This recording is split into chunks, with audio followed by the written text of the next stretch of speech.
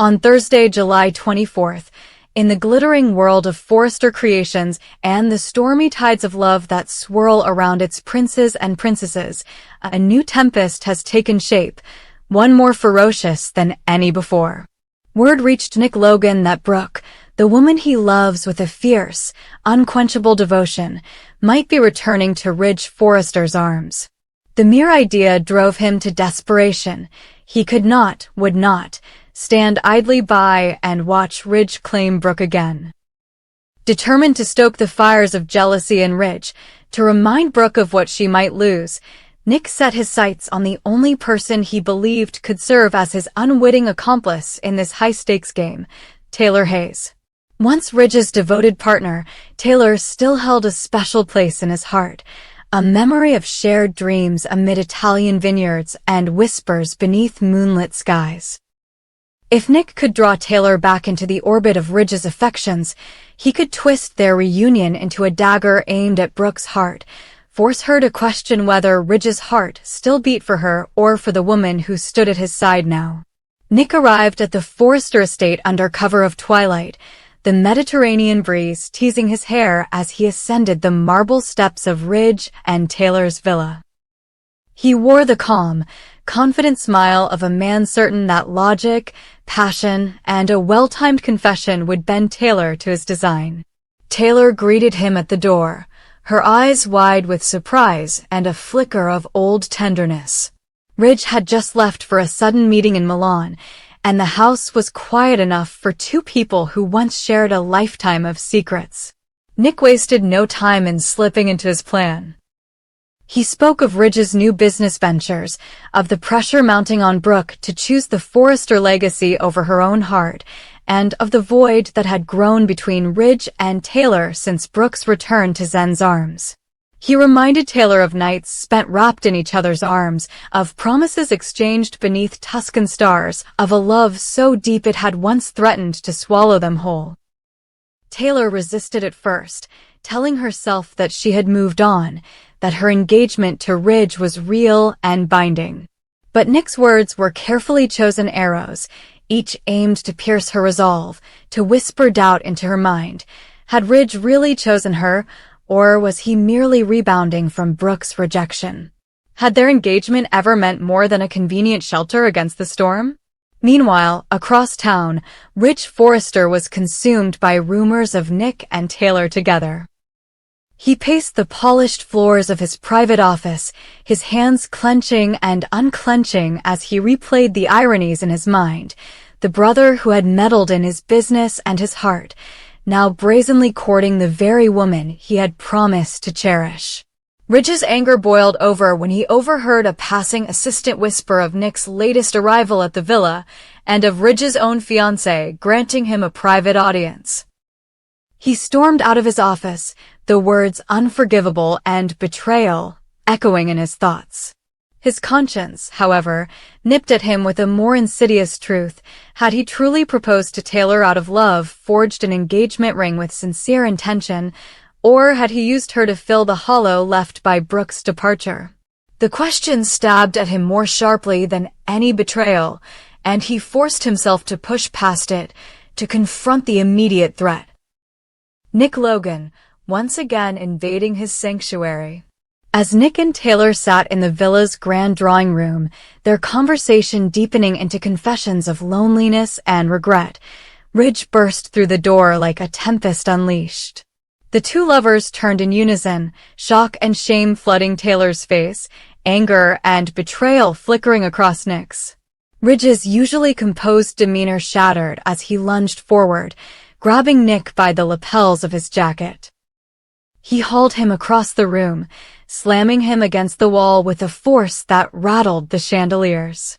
"Stay away from her," Ridge snarled, his voice low and deadly. "You have no right to stand here, to corrupt what we built." Nick, shaken but defiant, met Ridge's gaze with cold determination. "I'm only doing what you won't," he spat back. "I'm reminding Taylor and reminding you that our past means something. That Brooke still means something. That you can't bury the truth with a ring." Ridge's fist clenched at his side, and he swung, the blow missing by inches as Taylor screamed and leapt between them. For a moment, time froze. Ridge, the fashion icon with the world at his feet, and Nick, the upstart who would stop at nothing, locked in a fight not just for a woman, but for their very identities. Taylor, her heart pounding, placed herself firmly between the two men. "Stop," she cried, her voice trembling but resolute. "This isn't who you are, either of you." Ridge's chest heaved as he backed away, eyes darting between Nick's wounded pride and Taylor's anguished honesty. It was then, in that charged silence, that Ridge's facade cracked completely. His anger drained, replaced by something far more vulnerable. He turned to Taylor, his voice breaking as he spoke the words he had kept buried for months. "Taylor, I haven't been honest with you. There's something you need to know." Taylor's eyes widened with dread as Ridge sank to one knee, ignoring the stunned silence around him. He pulled from his pocket a worn photograph of himself in a hospital gown, flanked by machines and monitors. "I have end-stage liver cancer," he whispered. "The doctors say I have only a few months at best. I've been going through treatments in secret, radiation, chemo, anything to buy more time. I asked Erica not to tell you, to tell Brooke, to tell anyone. Because I couldn't bear the pity, the fear in your eyes." Taylor's hand flew to her mouth as tears welled, refusing to fall. Nick, his chest heaving, took a step back, the wind knocked out of him as the true purpose of Ridge's engagement became clear. It had never been about replacing Brooke. It had been a desperate attempt to anchor himself to someone, who still cared when he knew his days were numbered. In that moment, the weight of Ridge's confession hung in the air like a shroud. Taylor, her heart both breaking and bursting with love, fell to her knees beside him. She cradled his face and pressed her forehead to his, her tears tracing lines down his cheeks. "Ridge, why didn't you trust me enough to tell me?" she sobbed. He managed a half-smile, frail but filled with affection. "Because I was afraid. Afraid I'd lose you the minute you knew the truth." Nick watched them, his own motives rendered small and cruel in comparison to the gravity of Ridge's condition. He took a step forward, humility replacing the arrogance that had fueled his plans. "Ridge, I'm sorry," he said, his voice thick with genuine remorse. "I was so consumed with my own desires, Brooke, you, everything. I never stopped to see what you were going through." Ridge reached out a trembling hand and placed it on Nick's shoulder. The two brothers stood there, adversaries moments before, now united by grief and the raw vulnerability of fate's merciless hand. As the sun dipped below the horizon, painting the Tuscan sky in bruised purples and fiery oranges, the three of them remained on the marble floor of the drawing room, Taylor clinging to Ridge's frail form, Ridge accepting the love and forgiveness that had eluded him in his darkest hours, and Nick bowing his head in tribute to the man whose life and legacy he had nearly shattered. In the silence that followed, a new pact was born. One not of rivalry or jealousy, but of solidarity against the one enemy they could not defeat, time itself. Far above them, the ancient vineyards of Forrester Estate stood silent witness to this profound reckoning. The vines, heavy with promise and burdened by age, seemed to lean closer, as though nature itself bore witness to the fragile tapestry of love, betrayal, and redemption unfolding beneath its boughs.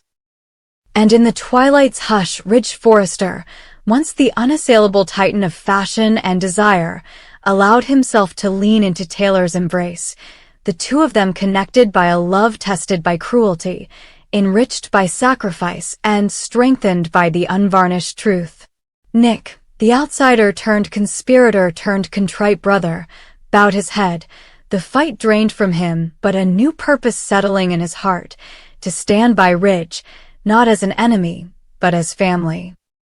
So the chapter closes on this agonizing revelation, not with the triumph of jealousy or the sting of vengeance, but with the piercing clarity of mortality. In the world of the bold and the beautiful, where love is currency and betrayal a pastime, It is only when confronted with our own fragility that we learn what truly matters. Ridge's final battle is not against Nick or Brooke, but against the invisible clock ticking steadily toward the unknown. And in his darkest hour, he finds that love, true, unwavering, sacrificial love, is the only force that can cast a light bright enough to guide us through the gathering shadows. In a confrontation that will shake the Forrester boardroom to its very foundations, Ridge Forrester will finally snap. After discovering that Nick, his half-brother and unwelcome rival, has been meddling not only in Forrester logistics by stalling a crucial silk shipment, but also in Ridge's personal life, Ridge will face him down in no uncertain terms. Get out of my office. And stay out of my family's affairs. The explosive moment comes on the heels of Ridge's suspicion that Nick has once again planted himself between Ridge and Brooke Logan, the woman Ridge loves more than life itself. Ridge storms into the conference room after learning that a key shipment bound for Paris has mysteriously vanished from the schedule. He hunts down Nick in the glass-walled war room, the hum of looming fashion deadlines hanging heavy in the air. Nick feigns innocence at first, but Ridge's relentless questions corner him until he grudgingly admits, "Yes, I held it up, but only because I wanted to prove I still have power here, that I still matter." Enraged beyond measure, Ridge belts out his ultimatum: "You will not interfere in my life or my marriage. Not with Brooke Logan, not with Forrester Creations, and certainly not with my business. Now leave." Nick, never one to back down without a parting shot, leans in close and whispers, "Fine. I won't meddle, especially not with Logan. I'll find someone new to love." His words drip with both challenge and promise, setting the stage for fireworks to come. But the fallout doesn't end there. As Nick retreats from the boardroom, flushed and seething, Ridge finds his father Eric waiting just outside. The patriarch's silver hair catches the low evening light in the corridor, his expression inscrutable yet heavy with concern. Ridge recounts every heated word, the silk shipment sabotage, and the bitter promise Nick spat in his face. Eric listens in pained silence before turning Ridge back to the matter that truly torments him. "Brooke.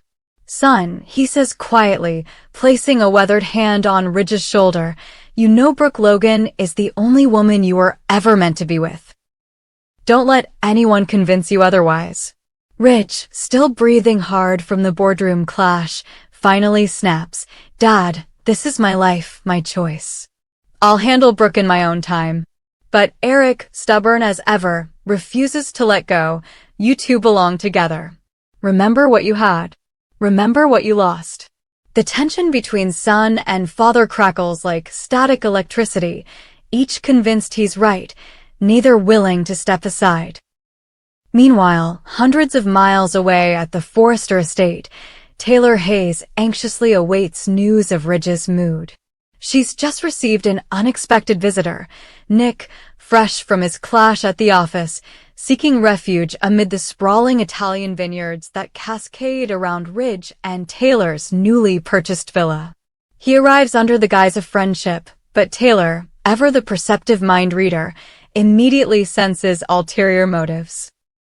Over espresso on the sun-drenched terrace, she watches as Nick's eyes drift to a portrait of Ridge on the mantel, to a framed photograph of Brooke Logan pinned to the wall. "You didn't come all the way to Italy just to see me, did you?" Taylor asks softly, though her tone carries steel. Nick's practiced facade falters. He confesses, bluntly, "I came because I have to know if Brooke is done with Ridge. She told me that destiny brought them together, but I know destiny can be rewritten. I came to fight for her." Taylor's heart twists at the admission. She cares for Ridge deeply and has promised to stand by him, but she can't ignore the painful truth in Nick's words. She leans back, crosses her arms, and states calmly, "Ridge and I are engaged. We pledged to share our lives. If you're here to win Brooke back, then you'll have to go through both of us." Her declaration is firm, but uncertainty flickers across her face. Has Ridge told her everything? And will Brooke be swayed by Nick's relentless pursuit? As Taylor and Nick speak, Rumors swirl through Los Angeles that Steffy Forrester will soon arrive unannounced at Liam Spencer's loft, daughter Kelly in tow. The whispers say that Steffy, still reeling from recent tragedies, has decided that Liam is the one person who truly understands her grief and longing. Kelly, her bright-eyed little girl, will venture shyly beside her mother, tugging at Liam's shirt as they cross the threshold. Sparks will ignite as Steffy and Liam share a charged, intimate conversation that dips into near-forbidden territory. Steffy fears that, after nearly losing Liam in a reckless car accident last month, she can no longer deny her true feelings for him. Liam, who has struggled to move on since their first epic romance, will confess that every moment without her felt like an eternity. Against the backdrop of the city skyline, they will lean in for a kiss so tender it seems to stitch together wounds that date back years. Kelly Spencer will watch from behind a sofa, her small face alight with hope, as Liam scoops her into his arms, laughter in his eyes. The moment promises to be as moving as it is fraught with the knowledge that neither knows what Ridge or the Logans might do once they learn of this reunion. Back at Forrester Creations, tensions continue to boil. Eric, unable to quell his unease, summons Ridge to his private study, the walls lined with couture sketches and the smell of rich mahogany in the air. He warns Ridge that his heart still belongs to Brooke Logan, that no engagement ring or Italian villa can erase the history they share. Ridge, exhausted and torn between past and present, pushes back, reminding his father that people change, that love evolves. But Eric, in that gentle yet unyielding way only a father can muster, insists that Ridge confront his true feelings before he loses everything. Elsewhere in the same mansion, a worried Brooke Logan receives a text from Taylor, important. "We need to talk." Brooke's pulse quickens. She immediately boards a private jet bound for Italy, her mind racing with questions about Ridge and Taylor's engagement, about Nick's shadow looming over them. As the plane ascends into the twilight sky, Brooke stares out the window, imagining Ridge waiting on that same terrace, his gaze flicking between her and Taylor's portrait. Doubt warbles in her chest. Has she made the right choice? Can she walk away from the man she loves for the second time? And if she returns, will she find Ridge ready to welcome her or determined to move forward with Taylor? By the time Brooke lands, the stage is set for a storm greater than any Forrester fashion debut. Ridge stands on the terrace, Taylor at his side, and watches as Brooke steps onto the marble courtyard. Heart-pounding, Ridge feels time slow. He's torn between the woman who has been his lifelong muse and the woman who stood by him through turmoil. Taylor takes a step forward, ready to defend her future, but Ridge raises a hand, silencing her. There, beneath the blooming vines and the warm Italian sun, Ridge must choose. Will he reach out to Taylor, the fiancé who promised him a new chapter of peace, or will he step forward to embrace Brooke Logan, the woman whose name echoes in his dreams? Across the room, Nick observes through open French doors, his expression unreadable, Kelly and Steffy nowhere in sight, the city of Milan far below. And Eric, upstairs in his private chambers, listens for the outcome, certain that however this turns, it will define the Forrester legacy for years to come.